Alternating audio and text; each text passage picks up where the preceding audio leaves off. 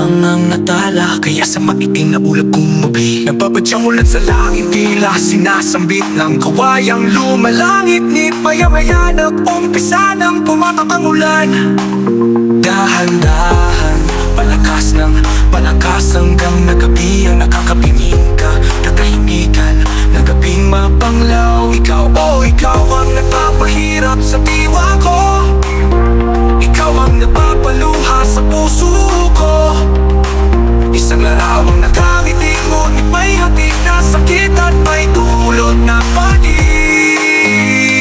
Hey! Hindi ko masasabing larawang kupas dahil ang damdamin ko kahit konti hindi naman kumupas. Lumipas man ang panahon, mga alaala mo sa puso ko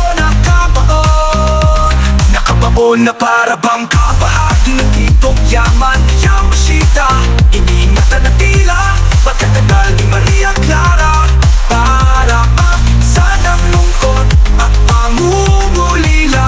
Napagpasyahan kong ibubuhit kita, iguhit sa diwa ng imahinasyon, ilarawan sa mahigan ng ilusyon. Maingat at dahan-dahang inumpisahan ko ang bawat detalye ng mukhang hindi nahahapong tumakbo sa aking isipan. Hindi napapagod na ang damdamin ko ay pagkalaruan. Mula sa mga mata, ilaw at tainga, sa mahaba ng buhok at mukha na maganda, umahawi ang puso hanggang ang obra ko ay mabuo.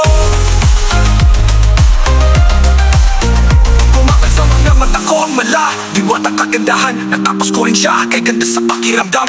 Ngunit nabigla ako ng aking maalala. Ang lahat ay kuni-kuni lang at malayo sa katotohanan. Nais ko siyang bitawan pero teka lang, parang mapakikitawan ang minsan hindi mo naman nahahawakan. Paano mo pagkakakawalan ng hindi naman naging sa'yo? Paano kapag igising kung hindi ka naman gulo? Nang dahil sa'yo maraming palaw at nakakalito katanungan. Kaya ngayon ito na lang ang aking naisipan. Masakit pero pinunit ko na ang ginuhit kong larawan.